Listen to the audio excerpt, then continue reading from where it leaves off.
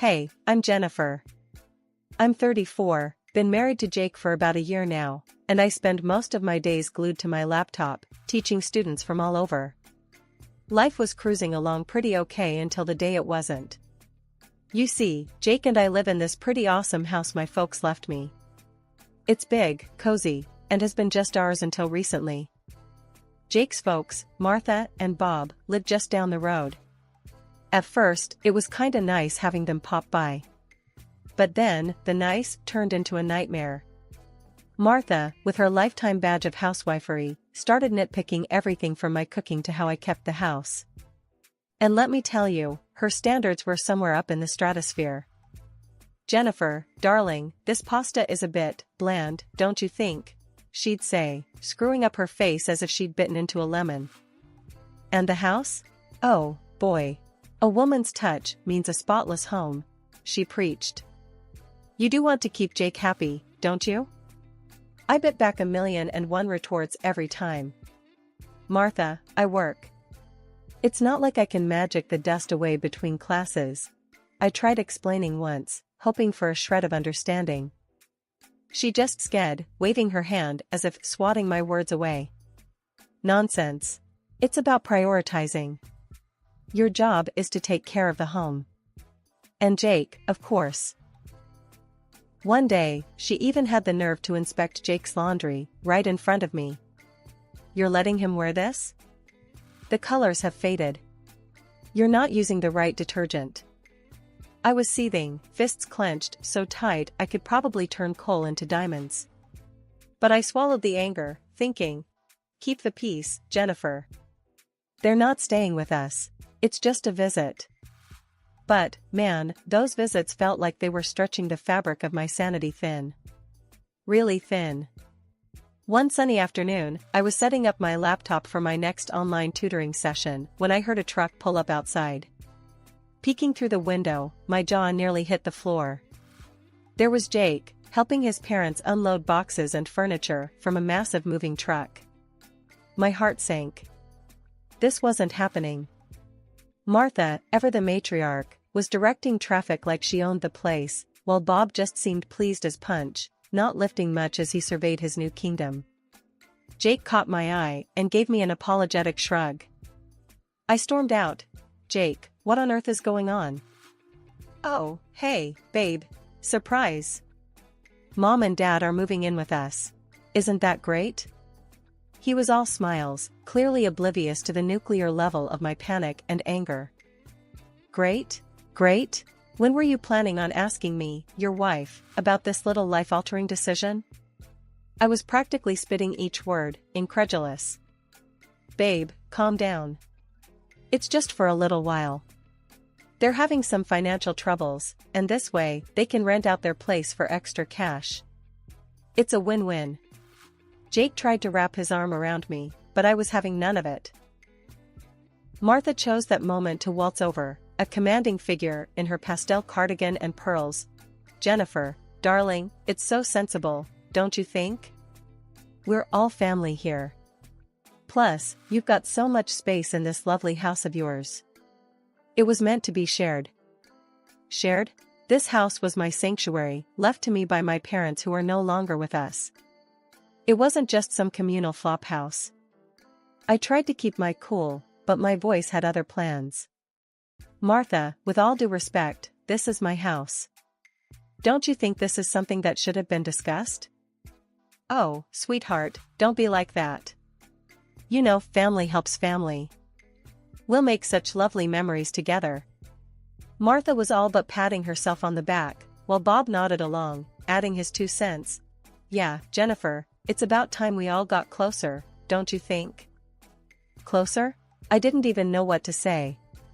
The arrogance, the entitlement. It was all too much. Jake looked between me and his parents, a deer caught in headlights. "Come on, Jenny. It'll be fine. What's mine is yours, and what's yours is ours, right?" Wrong. So very wrong. But as angry as I was, I couldn't bring myself to kick them out on the spot. Maybe it was shock, maybe it was that tiny voice in my head reminding me what family meant to Jake. So, I did what I'd become an expert at. I swallowed my fury, plastered on a smile, and welcomed them into my home. As the days turned into weeks, I realized this temporary arrangement was anything but. Martha and Bob made themselves right at home, critiquing my cooking, commenting on my lax cleaning habits, and generally making my life a living nightmare. Jake, meanwhile, was either at work or playing the role of the oblivious husband too well. The temporary situation started to feel like a life sentence. Every day, from the moment I cracked my eyes open to the second I collapsed into bed, was a marathon of trying to juggle work and the incessant demands of my new housemates. One morning, as I was prepping for a particularly important tutoring session, Martha barged into my makeshift office, a frown already etched deep into her face. "Jennifer, this place is a pigsty. When was the last time you dusted? And those cups from yesterday are still in the sink." I clenched my jaw, my fingers pausing above the keyboard. "Martha, I've got back-to-back sessions today. I'll get to it when I can," she huffed, crossing her arms. "In my day, we kept a clean house and worked. It's about managing your time better." Managing my time better? I wanted to scream. Instead, I bit back the harsh words and focused on the computer screen, though I could barely see it through the red haze of my anger. Bob wasn't any easier. He had this uncanny ability to need something right when I was in the middle of explaining complex concepts to my students. "Jennifer, where's lunch? I'm starving here," he'd bellow from the living room, oblivious to the "Do Not Disturb" sign I'd hung on my door. "It's in the fridge, Bob. Just warm it up," I'd reply, my voice strained with the effort to remain polite. "What do I look like, a chef? Can't you take a break and fix something?" he'd shoot back, his voice booming through the thin walls. Jake, bless him, tried to be the peacemaker, but his efforts usually amounted to little more than added frustration. "Jenny, can't you just drop it for today? Let's have a quiet dinner, yeah," he'd say, trying to smooth over the latest flare-up. Drop it? As if I was the one stirring up drama over lunch and dust bunnies. The pinnacle of this daily grind came one evening when I was trying to wrap up my sessions for the day. Martha decided it was the perfect time to lecture me on the importance of a tidy home, again. "You know, Jennifer, a cluttered house is a sign of a cluttered mind. Maybe if you tidied up more, you'd be less stressed." Less stressed? I almost laughed. Instead, I stood up, facing her square on. "Martha, I'm working. This cluttered office is paying our bills right now. And maybe if you're so concerned about the cleaning, you could help out?" Her face turned a shade of red I hadn't seen before. "I am a guest in this house, Jennifer. It's not my job to clean." Guest? The word echoed mockingly in my mind. Some guest they were, turning my life and home upside down. That night, as I lay in bed, staring at the ceiling, I couldn't help but think about the absurdity of it all. Here I was, busting my hump to provide, to teach, and to keep some semblance of peace in my own home, only to be criticized at every turn. Jake's soft snoring next to me was the only sound in the dark room. I turned to look at him, wondering how we ended up here. How did we go from newlyweds excited about our future to roommates, barely speaking, because his parents were driving a wedge between us? 3 months into what felt like the world's longest invasion of privacy, Jake came home early one day, looking like he'd just lost a fight with a bear. "Jenny, I got fired," he blurted out, not even waiting to sit down. His folks were out, probably terrorizing some other poor soul with their presence, and he made me swear not to spill the beans to them. Great. Just what I needed. Now, it was all on me. My online tutoring gigs were suddenly not just about keeping busy or funding a few extra comforts. They were our lifeline.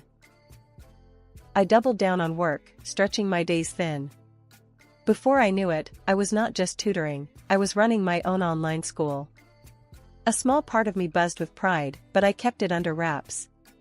No need to add fuel to the already blazing inferno that was our household dynamics.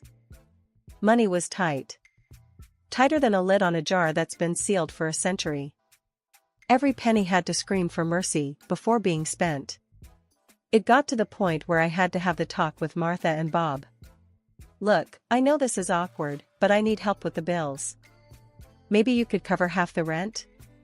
I asked, trying to keep my voice steady. Their reaction was as if I'd suggested they fly to the moon. What do you mean? Jake's got it covered. He makes plenty, Bob scoffed, waving off my request like a bad smell. Yeah, about that. I started, but Jake's pleading look stopped me. He wasn't ready for them to know. He pulled me aside later, whispering, "Just a little longer, Jenny. I'll find something soon, I promise." Promises. Right. Meanwhile, I was teaching, cooking, cleaning, and playing referee, all while trying to smile through gritted teeth. And Martha and Bob? They seemed to have turned complaining into an Olympic sport, barging into my office mid-lesson to demand attention, as if I was hosting afternoon tea instead of running a business. "Jennifer, this is unacceptable. You're always locked away in here. When are you going to make time for us?" Martha demanded one day, standing in the doorway with her arms crossed while I was in the middle of explaining algebra to a 15-year-old. "Martha, I'm working. Can this wait?" I hissed, trying to keep my voice down. "No, it can't. We're family, and you're neglecting us," she shot back, oblivious to the irony. Bob wasn't any better. "When's dinner?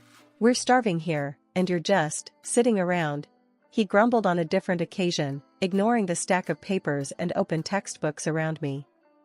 "Sitting around? Really, Bob? I'm teaching. And dinner is when you make it," I snapped, patience fraying like an old rope.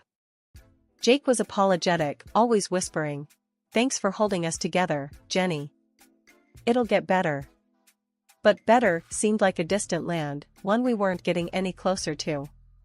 And as the days turned into weeks, I couldn't help but wonder how much longer I could keep this up. One evening, as we sat down for dinner, Martha whipped out a glossy travel brochure, her eyes gleaming. "Look at this, dear," she said, sliding the booklet across the table to me. "We're thinking of a little getaway. A vacation. What do you think, a scarf or a shell as a souvenir?"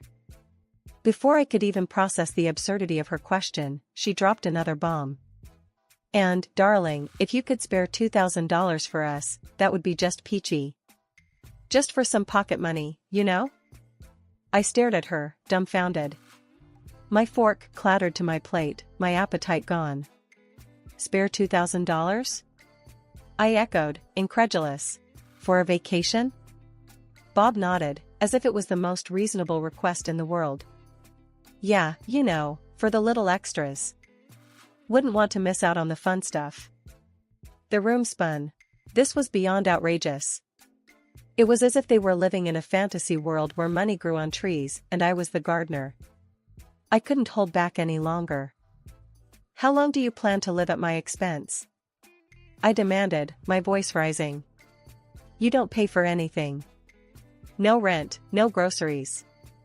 And now you want me to fund your holidays too?" Martha and Bob exchanged glances, clearly not expecting the outburst. "Well, we thought Jake was taking care of all that," Bob said, attempting to sound innocent. I turned to Jake, my eyes blazing. "And what about you? Do you think this is okay?" Jake squirmed in his seat, mumbling something inaudible. "Not only that," I continued, steamrolling ahead, "you barge into my office, interrupt my work, and have zero respect for my personal space. I've had it." There was a tense silence. Then, Jake, his face a mask of frustration, finally spoke up. "Why are you talking to my parents like that? They're just trying to enjoy life." "Enjoy life? On my hard-earned money?" I shot back, disbelief lacing my words. That's when Martha, always the actress, began her performance, tears welling up as she wailed about my ingratitude. "After all we've done for you. We even told Jake he shouldn't divorce you, despite everything." The room froze. "Divorce?" I echoed, the word slicing through the tension. I turned to Jake, my heart in my throat. "Is that true?" Jake's face went from red to white, a guilty look flashing in his eyes, before he averted his gaze.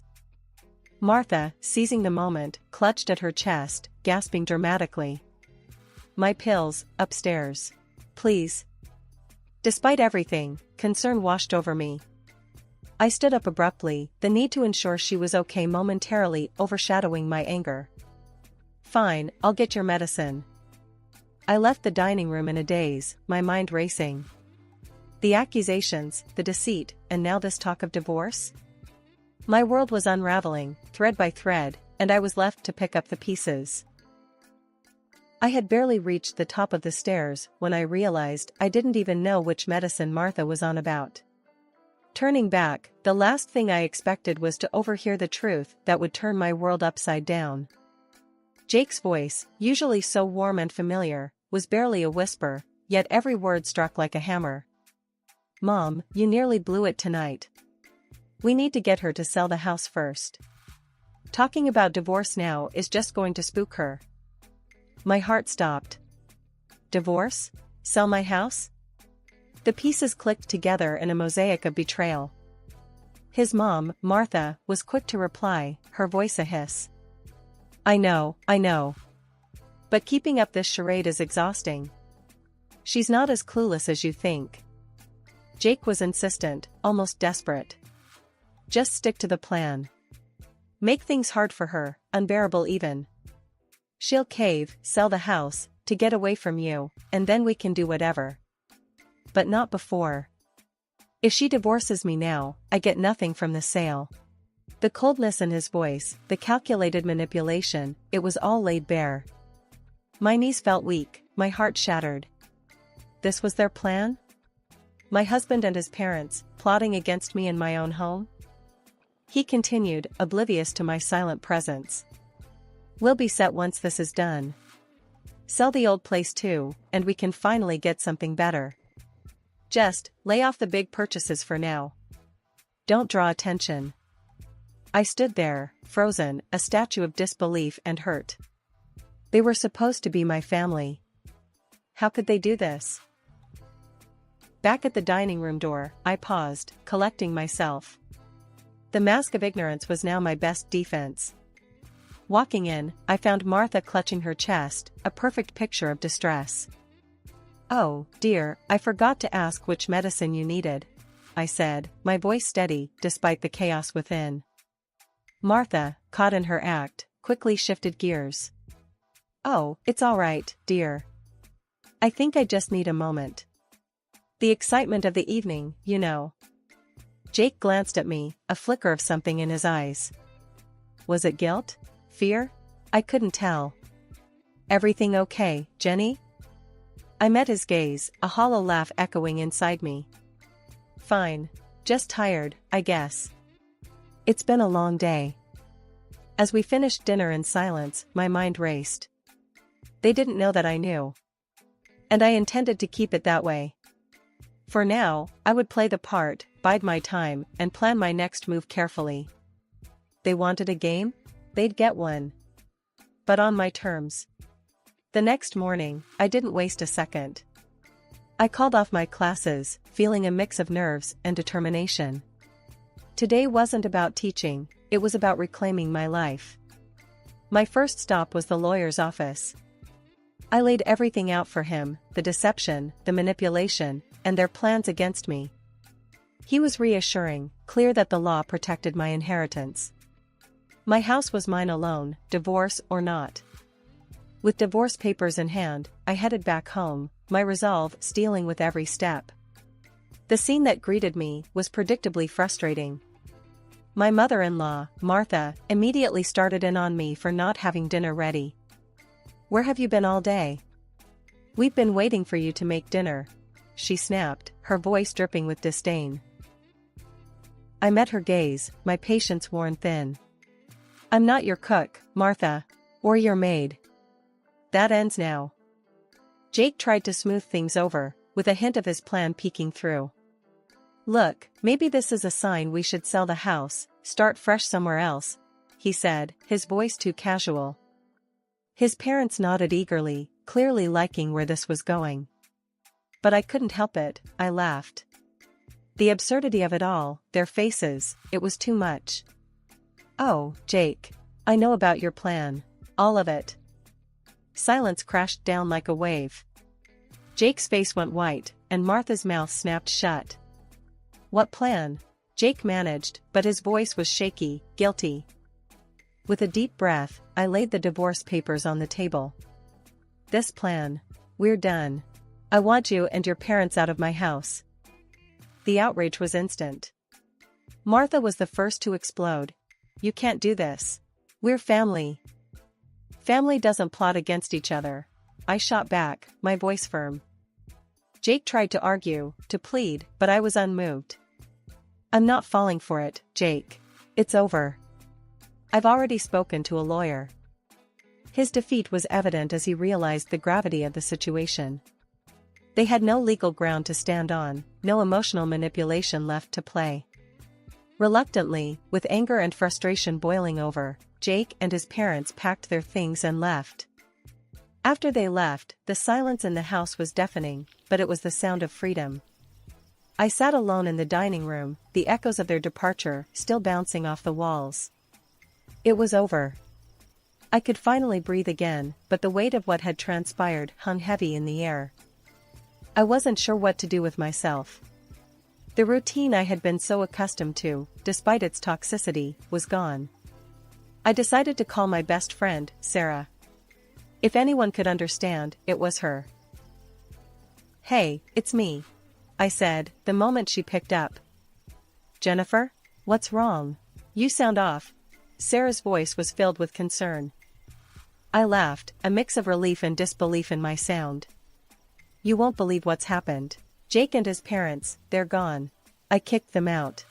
What? Sarah practically shouted, surprise evident in her tone.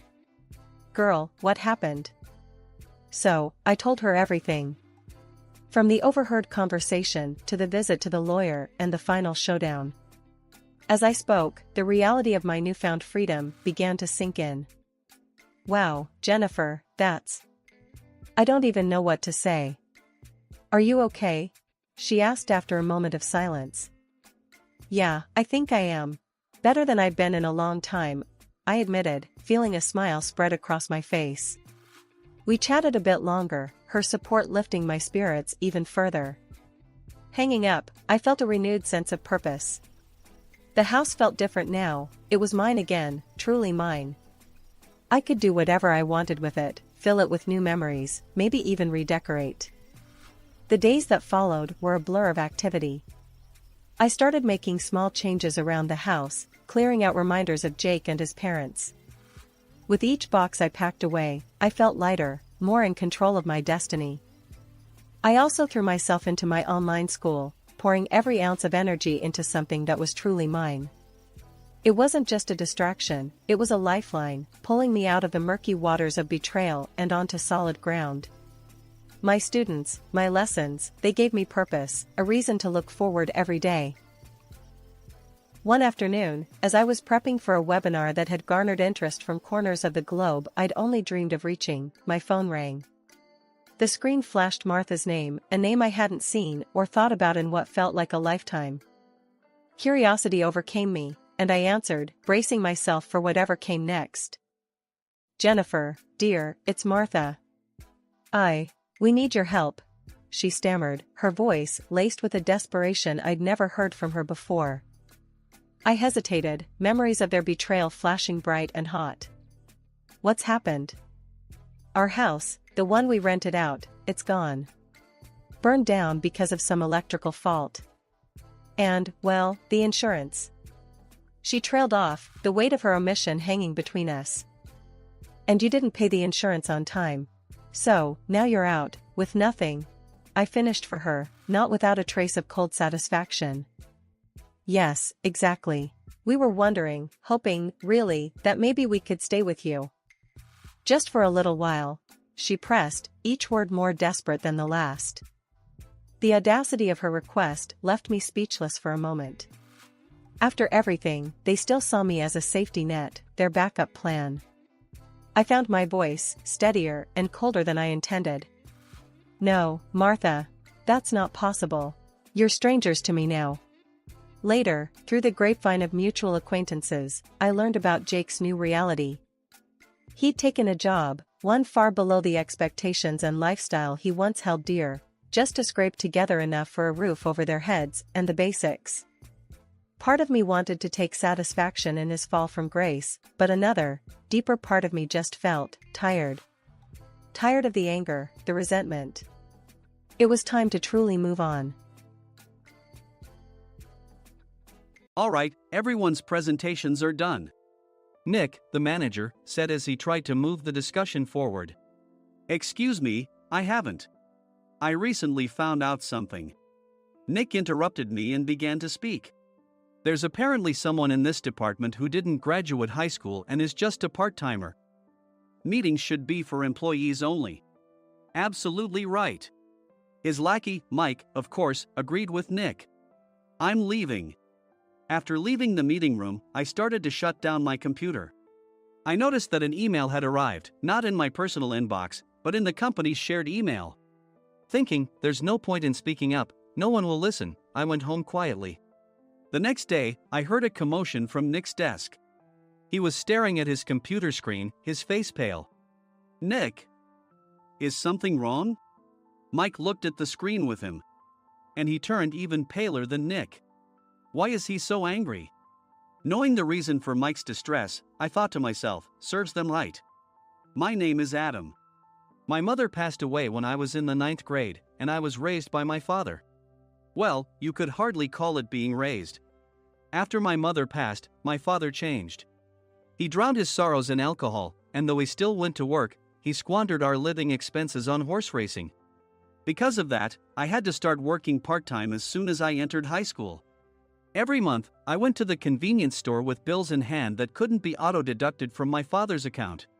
Even though I endured it because I didn't want to be alone, I reached my limit in my second year of high school and dropped out.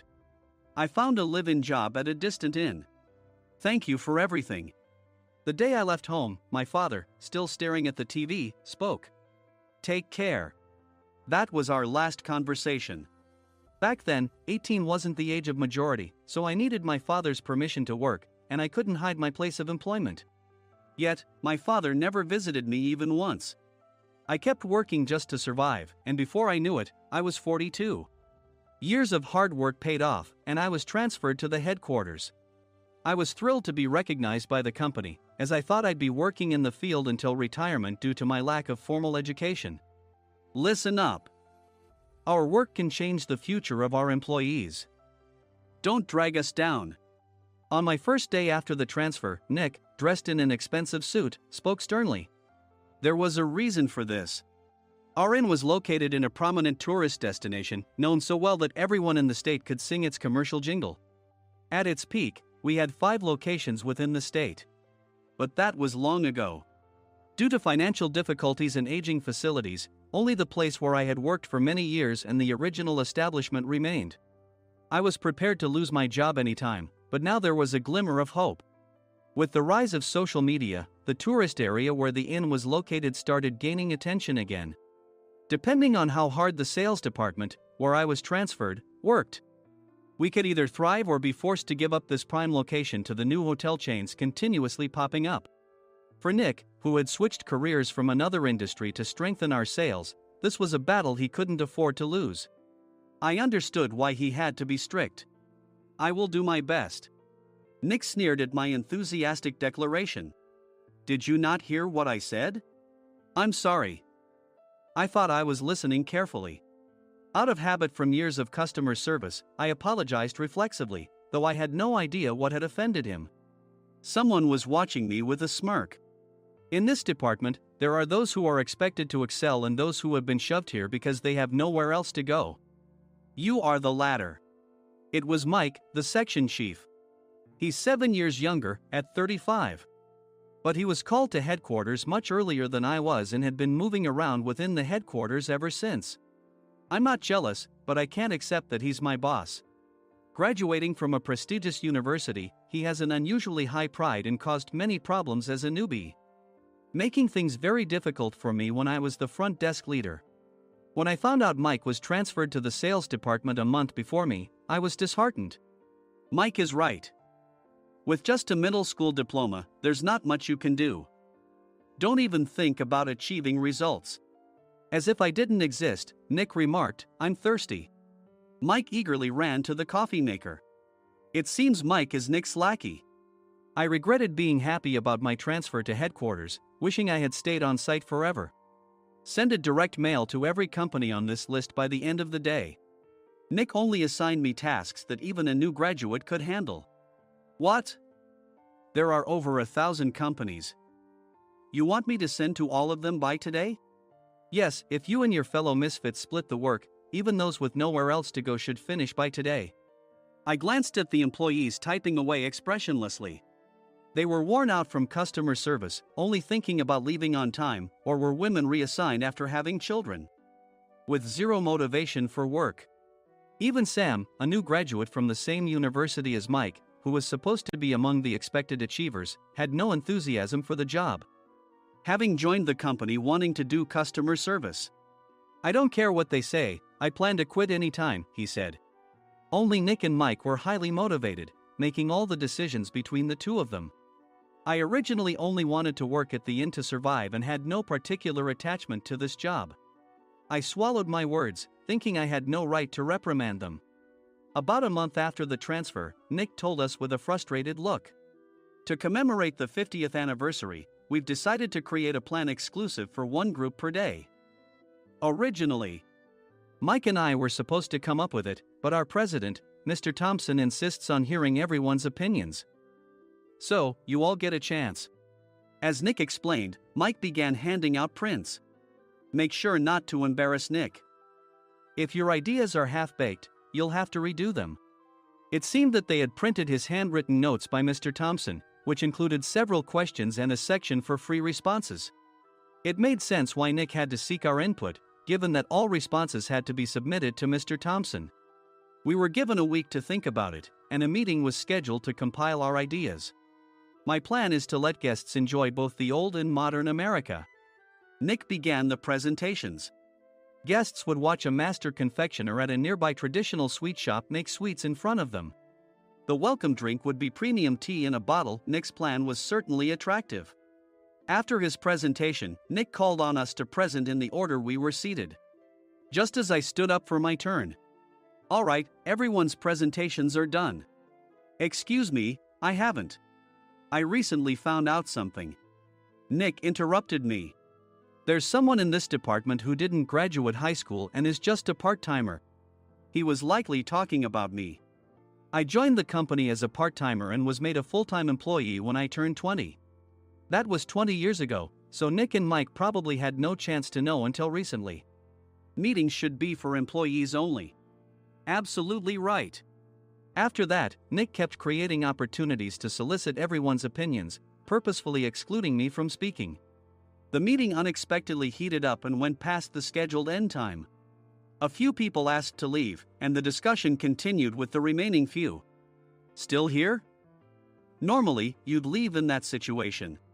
Though I had no attachment to the job initially, hearing kind words from customers made me want to make them happier. For someone like me, with nowhere to go, the inn was my home and customer service was my life. I felt pathetic about my current self. "I'm leaving." I left the conference room and started shutting down my computer. I noticed an email had arrived, not in my personal inbox, but in the company's shared email. Thinking no one would listen to what I had to say anyway, I quietly went home. The next day, while preparing the DM as instructed, I heard a commotion from Nick's desk. In his haste to stand up, he hit his knee on the desk.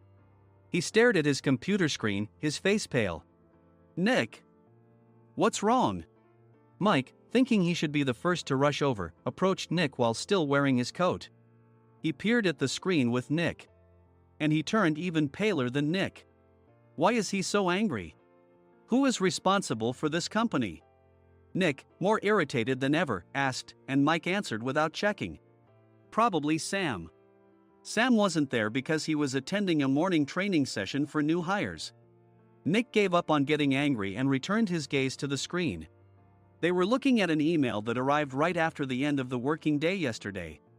Apparently, no one, including me, had checked it before leaving.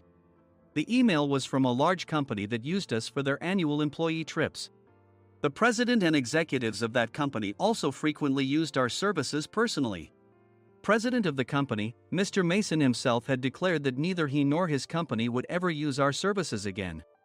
Well, some companies cancel their employee trips or stop using our services due to financial struggles. Let's just move on. Mike kept wiping the sweat from his forehead with a handkerchief. Knowing why Mike was so agitated, I quietly watched their interaction. Do you know how much revenue we get from that company? We can find other guests to fill the rooms, but we'll lose the banquet costs, gift shop revenue, rental car fees, and more. Moreover, the gifts were supposed to be prepared by the traditional confectionery shop involved in Nick's proposed plan. If it's known that we incurred such a huge loss at this critical time, Nick's position in the company would be jeopardized. Nick took a deep breath, seemingly trying to calm himself. All right, Mike.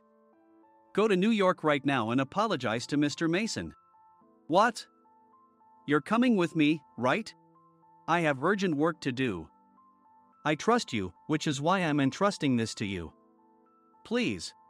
Mike, believing Nick's sincerity, agreed with a determined look on his face, saying, yes. That's Nick for you. Even if Mike went to apologize, Nick would shift all the blame onto him if the client didn't change their mind. Well, it was Mike's fault to begin with, so it served him right. About 3 hours later, Sam answered a call from somewhere and repeatedly apologized, saying, I'm very sorry. Everyone watched to see what was happening. After ending the call, he informed Nick with a weary tone. When Mike arrived at the client's company, he only made things worse, further infuriating Mr. Mason. He was demanding, get his boss here immediately. It was no wonder Sam was exhausted, dealing with such a call right after returning from training. What is that idiot doing? All right, Adam, you're coming with me. If sacrificing Mike didn't work, then I must be next. Normally, I'd want to refuse at all costs, but I saw an opportunity in this situation. If I can be of assistance, I'd be happy to join you. I immediately followed Nick, and we flew to New York. When we introduced ourselves at the reception, it became clear how serious the situation was, as the receptionist personally escorted us to the president's office. Angry voices leaked through the door, making both Nick and me uneasy. Excuse me. I'm Nick, the supervisor. I understand my subordinate has caused you trouble, and I deeply apologize. Nick, with his experience in the corporate world, knew enough to offer an apology before excuses. However, his customer service skills left much to be desired. I sighed as I saw Mike trembling like a small dog in the corner of the room.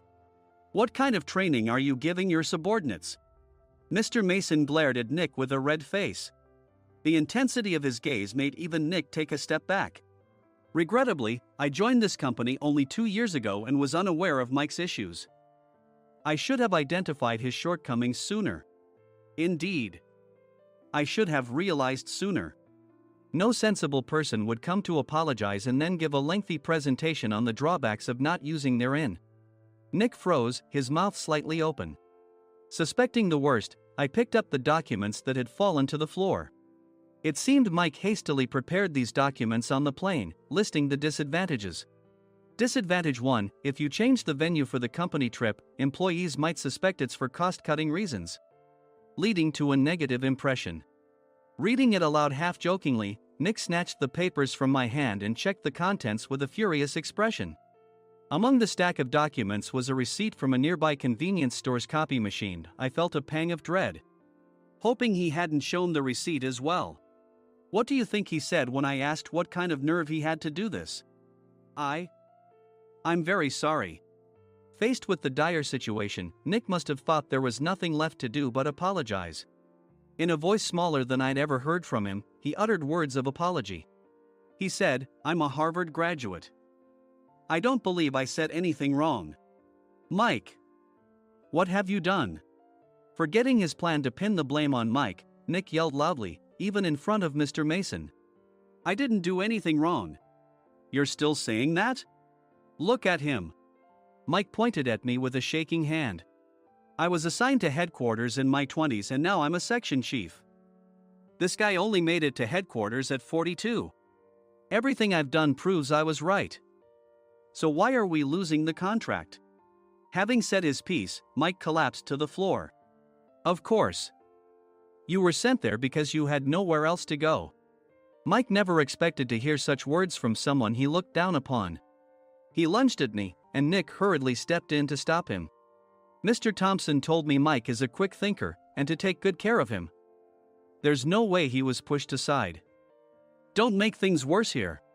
He didn't say quick thinker, he said only quick-witted, didn't he? I don't remember that part. I recalled the many troubles Mike caused when he was a newbie. When Mike was on the front line, his pride was so high that he never apologized to customers. Customer service, especially in our job, doesn't work alone. It brings both good and bad situations. If the front staff or housekeepers made mistakes, or the cleaning company didn't properly clean a room, one had to apologize to the customers regardless of personal fault. Mike, in such situations, would never apologize, insisting he wasn't at fault. This often angered customers, and as the front desk leader, I frequently had to apologize on his behalf. He caused complaints and disrupted operations, which is why he was quickly moved to headquarters. In departments where he didn't interact directly with customers, his quick thinking was beneficial and things went well. But it seemed his flaws were starting to show. Corporate reservations are supposed to be entered into the system by the sales representative. But a quick check yesterday revealed that more than 10 items were missing from the client's reservation. The handover document clearly stated what needed to be prepared. Why didn't you enter it into the system? Why do we have to give them special treatment? Filling rooms near the banquet hall, setting up all the food in advance. Specifying the brand of wine, they're too demanding. No wonder he always angered customers, I thought, feeling a headache coming on. Grouping them in rooms near the banquet hall is for our benefit too. It makes it easier for the staff to set up beds and serve breakfast since everyone's schedule is synchronized. As for the other requests, Mr. Mason suggested them to lighten our load. I didn't know that. Nick finally seemed to realize that Mike was the one who had angered the client. What did you say to them? I just told them we wouldn't give them special treatment anymore. We shouldn't waste effort on things that don't bring in money. I was utterly exasperated at his lack of understanding of customer service. Of course, we shouldn't comply with unreasonable demands. But carrying over successful practices from past stays makes customers feel remembered and enhances their experience. Good memories encourage repeat visits. That's part of our job. I looked down at Mike, who was sitting on the floor. In our job, nothing is a waste. Mr. Thompson likely moved you to the sales department, hoping you'd finally understand this. How do you think he feels now that you've failed to meet his expectations? Mike, tears in his eyes, fled the president's office. I was amazed he still hadn't apologized. You have it tough, Adam. It's okay, we're all employees of the same company. I deeply apologize for this disrespectful incident. Especially after all the care you've shown us. If it weren't for you, Adam, I really would have stopped staying here. When I heard you were moving to the sales department, I was willing to reconsider if you handled it. Seeing us talk so amicably, Nick's face contorted. Do you two know each other? Adam's service is excellent. I always requested him specifically. Normally, we don't accept specific staff requests, but we made an exception for Mr. Mason, adjusting my shifts accordingly. He had personally stayed at our hotel just before my transfer, and during casual conversation, I mentioned, I'm moving to the sales department soon. If I hadn't told him then, things could have been much worse. Please continue to take care of us. I look forward to it. On the return flight, Nick awkwardly offered me a can of beer. It's still working hours. Of course, I had no intention of forgiving him for a single beer. Nick might try to pin everything on Mike and avoid any consequences. While pondering this, a startling fact came to light. Nick, the tea bottles for the plan have arrived. I handed Nick a bottle labeled with our inn's name. They look good. What are you talking about? These are plastic bottles. I had assumed we would use the trendy, high-end bottling tea. But what arrived were ordinary plastic bottles of tea with customized labels. The only unique aspect was the label, which had the inn's name, making it look customized. Upon further investigation, I discovered that a substantial amount of money was set to be paid to the tea company. It was priced like bottling tea. Does this plastic bottle really cost $100 each? The tea inside is specially blended for us. The extra cost is for that. Wouldn't it be better to use another tea company?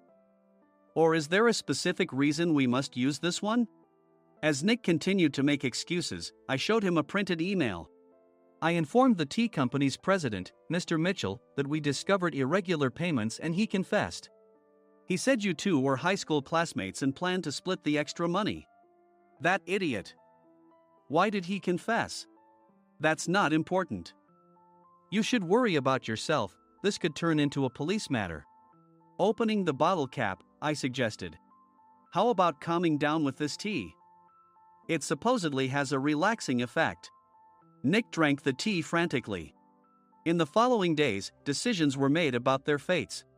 Mike was reassigned to the General Affairs Department, with no chance of transfer or promotion, as per Mr. Thompson's orders. As for Nick, since the payment to the tea company hadn't yet been made, he narrowly avoided legal trouble. Instead, he was encouraged to leave the company, and to avoid further complications, Nick submitted his resignation. Rumor has it that connections between HR departments have made it difficult for him to find new employment. Even though it was good to have those two gone, something unexpected happened in the sales department. Everyone became motivated and united in refining the 50th anniversary plan. In the end, my plan was adopted. We collaborated with the Tourist Information Center to provide personalized guides.